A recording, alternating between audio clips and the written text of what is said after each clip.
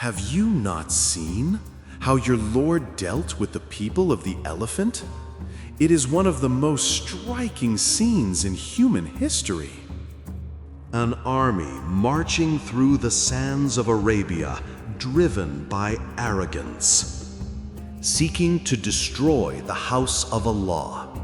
But before their eyes could behold the Kaaba, they would witness the might of its Lord. This is not merely the story of a bird and a beast, but of pride crushed by divine precision. It was the year of the elephant, the year when a man named Abraha sought glory and met the wrath of the Almighty. A year that would mark the dawn of a greater light, for in that same year, the final messenger of Allah was born. This is the story behind Surah Al-Fīl. Long before the Prophet Muhammad ﷺ was born, the people of Makkah lived in a valley cradled by mountains of stone and silence. From the ridges of Al-Qullays to the sands of Tihama, every grain of desert seemed to whisper ancient prayers. In the very heart of that valley stood a cube-shaped house, simple in form, eternal in meaning, the Kaaba, the house of Allah, built by Ibrahim alayhi salam and his son Ismail alayhi salam. Its walls were not of gold, nor adorned with jewels, yet it commanded the reverence of kings and shepherds alike. For within its sacred boundary, hearts found peace, and those who sought refuge there felt the nearness of the divine. Each year, tribes from across Arabia journeyed through heat and dust to circumambulate it. The air would fill with chants and the scent of sacrifice, 1,000 voices crying, "Labbaik Allahumma labbaik," though the pure faith of Ibrahim had long been clouded by idols. Still, despite the darkness of shirk that spread through the peninsula, the Kaaba remained a sanctuary, untouched, protected, awaiting a dawn yet to come. Far south, in the lush lands of Yemen, where mountains rose like emerald walls and rain fell upon fertile valleys, another story was unfolding. The once great kingdoms of Saba and Himyar had fallen under the rule of Abyssinia, the Christian empire from across the Red Sea. And there ruled Abraha al-Ashram, a man whose name would soon be remembered in both fear and ruin. Abraha was no ordinary governor. He was ambitious, a man whose heart burned with both faith and arrogance. Though he professed Christianity, his devotion was not to God, but to power and glory. He sought to leave behind a monument that would immortalize his name, something grander than any temple Arabia had ever seen. He watched the Arabs journey each year to Makkah, watched them leave their homes and caravans to bow before that ancient house of stone and clay. He saw in their pilgrimage not just faith, but influence, something he craved deeply. How, he would ask his court, can these desert men honor a shrine of stones while the Church of Christ stands empty? Why should their feet carry dust to a house in the wasteland while my sanctuary gleams beneath the sun? And so, in his heart, a dark envy began to bloom, a jealousy that would soon consume his soul. To outshine the Kaaba, Abraha built a cathedral in Sana'a, the capital of Yemen. He named it Al-Qullays, its walls of white marble, its ceilings carved with gold, its doors plated in silver. The air within was heavy with incense, and the sunlight that pierced through its colored windows scattered across the floors like 1,000 gems. It was said that no structure in Arabia could rival its majesty. Even travelers who journeyed from distant lands would pause in awe before its towering beauty. Abraha decreed that it would be the new sanctuary of Arabia, declaring, "Come to my cathedral, O tribes of the desert. Leave behind your house of superstition in Makkah and worship in this holy place, the true house of the Lord." But the tribes of Arabia were proud and defiant. Though they worshipped idols, they still carried in their hearts a deep reverence for the Kaaba, the legacy of Ibrahim. They mocked Abraha's command. "Who is this foreign ruler," they said, "to think he can take the place of the house built by the friend of Allah?" Among them was a man from the tribe of Quraysh, his name lost to history, but his act immortalized. In the darkness of one night, he journeyed to Sana'a. Under the veil of silence, he entered Al-Qullays, and there he defiled the cathedral, desecrating what Abraha held sacred. Some say he burned part of it. Others say he left his filth upon its altar. When word reached Abraha, fury erupted within him like a storm. His pride had been wounded, his ambition insulted. He stood before his generals and swore, "By my life and by the heavens above, I shall march upon their house. I will tear down the Kaaba stone by stone, and none shall worship there again." Thus began one of the most infamous campaigns in Arabian history, the March of the Army of the Elephant.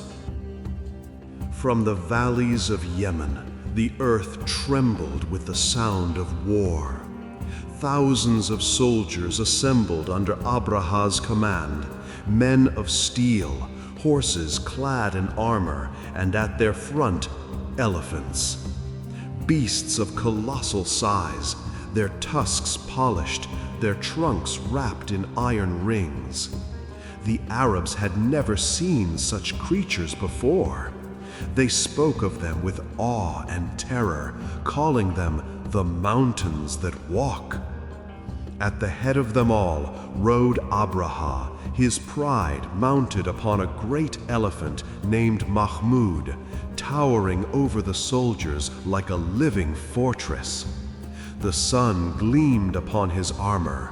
Banners of Abyssinia fluttered in the wind. The desert shook beneath their feet. One by one, tribes along the way tried to resist, but none could stand before this mighty army. Some fled, others surrendered, and soon the news spread across Arabia. Abraha is coming. He seeks the Kaaba. When the army reached the outskirts of Makkah, the Quraysh were gripped by fear. Never had such a force stood before them. The sky itself seemed to darken with dust and dread. Among those whose property was seized was Abdul Muttalib, the grandfather of the Prophet sallallahu alaihi wasallam, a man known for his nobility and calm wisdom. Abraha's soldiers captured his camels, and the Quraysh sent word for their release. Abraha summoned Abdul Muttalib into his camp. As he entered, the men around Abraha fell silent, for the old man carried himself with dignity and presence. Even Abraha was struck by his composure. He descended from his throne and sat beside him, offering respect uncommon for a conquered people. "What is it you seek, O leader of Quraysh?" Abraha asked. In a voice steady as the desert wind, Abdul Muttalib replied, "I ask that you return to me my camels." Abraha's brow furrowed. "Your camels?" he repeated, half laughing. "I come to destroy your sanctuary, the very house your people worship, and you ask me for camels?" Abdul Muttalib looked into his eyes and said words that would echo through the ages. "I am the owner of the camels. The house has its own lord, and he will protect it." Abraha paused, his smile fading. For a moment, he felt something he could not name, a stirring in his heart, as if these words carried a power unseen. But pride drowned it out. He laughed again, waving his hand dismissively, and ordered his army to prepare for the dawn march. That night, the valley of Makkah fell into an eerie stillness.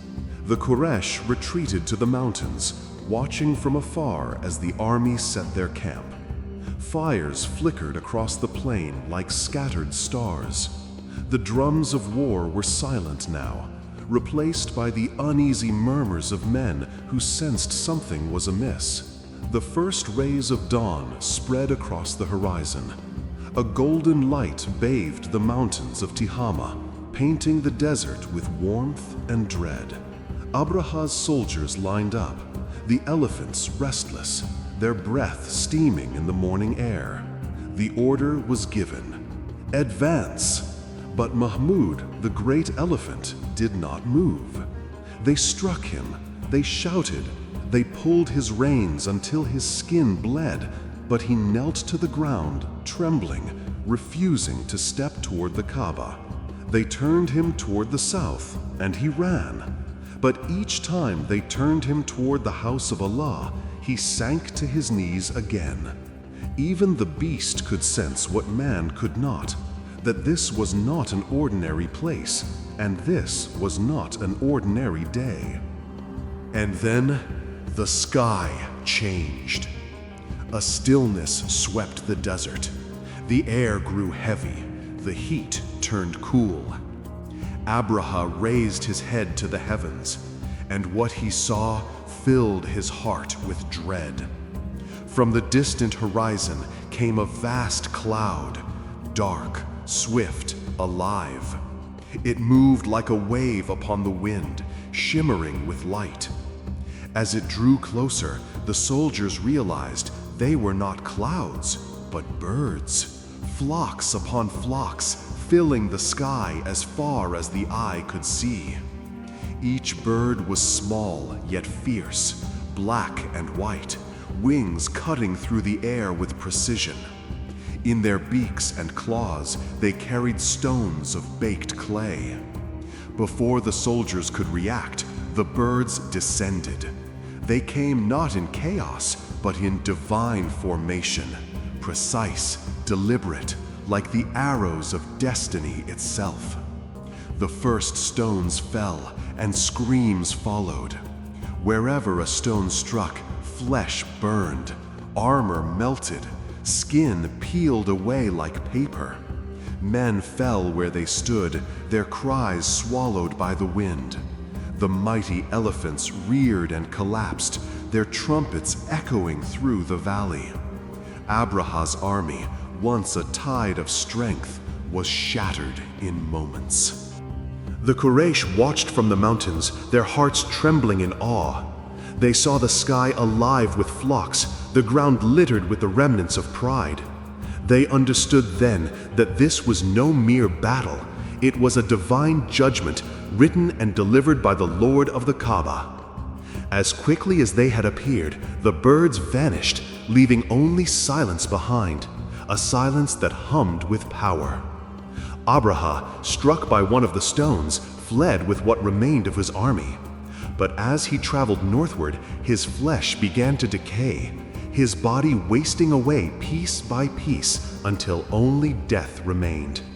By the time he reached Sana'a, he was no longer a king, but a broken man. His power, his pride, and his ambition all turned to dust. Not a single arrow was loosed by the Quraysh. Not a single sword was raised. Yet the greatest army of its time was erased, not by men, not by armies, but by birds and stones. It was a sign that the house of Allah would always be guarded, not by human hands, but by the unseen power of its Lord. And so the people of Arabia remembered that year. They called it Al-Fil, the year of the elephant. It was the year Allah defended His sanctuary, the year that pride was humbled and faith was exalted. the year that came just before the birth of the one who would bring light to all the world, Muhammad ibn Abdullah sallallahu alayhi wasallam. And have you not seen, says Allah in Surah Al-Fīl, how your Lord dealt with the companions of the elephant? Did he not make their plan go astray? And sent upon them birds in flocks, striking them with stones of baked clay, and made them like eaten straw. أَلَمْ تَرَ كَيْفَ فَعَلَ رَبُّكَ بِأَصْحَابِ الْفِيلِ? Have you not seen how your Lord dealt with the companions of the elephant? This verse opens not as a question, but as a divine awakening. Have you not seen? Not with the eyes, but with the heart. It calls the listener to remember, to recall what the people of Quraysh already knew.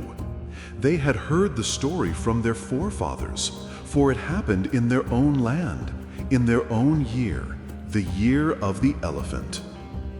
Allah begins this surah by reminding them of His power, how He, not man, defends His sacred house.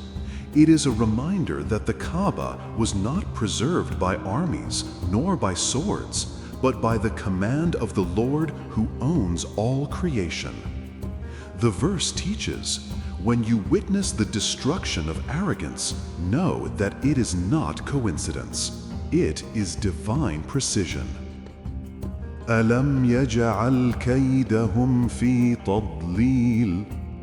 Did He not make their plan go astray? Abraha's plan was perfect by human measure. A massive army, armored elephants, and confidence forged from conquest.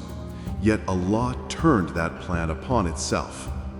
The word tadlil means to waste away, to be rendered useless. Their strategy was scattered like dust before the wind. Every step they took toward Makkah was already leading them to their ruin. This verse reveals a timeless truth. No matter how intelligent, powerful, or organized an oppressor may seem, when the plan opposes divine truth, it collapses from within. Their strength became their weakness. Their march became their fall. وَأَرْسَلَ عَلَيْهِمْ ṭَيْران abābīl, and He sent against them birds in flocks. The skies became armies. From every direction came waves upon waves of small birds, ṭayran abābīl. Their arrival was not chaotic, but disciplined, divine, like soldiers answering a heavenly command. The Arabs had never seen such a sight, flocks so vast that they darkened the sun. Yet these tiny creatures carried the judgment of Allah in their claws and beaks. It is as if Allah said to all of creation, I have soldiers you cannot see and helpers you cannot imagine. This verse reminds us that power does not lie in size or form. Allah can make the smallest of His creation destroy the mightiest of His enemies. تَرْمِيهِمْ بِحِجَارَةٍ مِّن سِجِّيلٍ, striking them with stones of baked clay. Each bird carried 3 stones, 1 in its beak and 2 in its claws. Simple pebbles, yet upon them rested divine decree. Sijil means baked clay, stones hardened and marked for punishment, each destined for a specific soul. When they struck, they burned. They tore through armor, pierced flesh, and left nothing but ash and agony. The Qur'an's language here is deliberate. Each word carries precision. It is not they threw, but they struck, tarmihim, showing accuracy, intent, and justice. This verse reveals, when Allah sends retribution, it is neither random nor blind. It is exact, measured, and utterly unstoppable. فَجَعَلَهُمْ كَعَصْفٍ مَأْكُولٍ, and made them like eaten straw. When it ended, silence fell. The once proud army of Abraha lay scattered across the desert, their bodies shredded and hollow, like dried leaves chewed and spat out by cattle. The Quran uses asf makul, eaten straw, a vivid image from the life of the Arabs, for they had seen the remains of harvest left after animals feed, useless, crushed, lifeless. It is as if Allah is saying, "Behold what becomes of pride when it stands against me." In one command, the mighty became nothing, the strong became dust, and the Kaaba remained untouched, shining beneath the same sky, guarded by the same Lord. Every word of that surah, every verse, is not just a story, it is a reminder that no matter how powerful a man or an empire may be, when Allah decrees protection for His house, for His truth, nothing can stand against it. Abraha's army perished on the road back to Yemen. Their flesh melted away, their bones crumbled like dry leaves, and Makkah stood untouched, guarded by the unseen. The year became known as Al-Fil, the year of the elephant, and in that very same year, a child was born in Makkah, the one who would later carry the final message to mankind, Muhammad ibn Abdullah, peace be upon him. The destruction of Abraha was not just a punishment, it was preparation, a cleansing of the sacred land before the coming of the greatest mercy to ever walk the earth.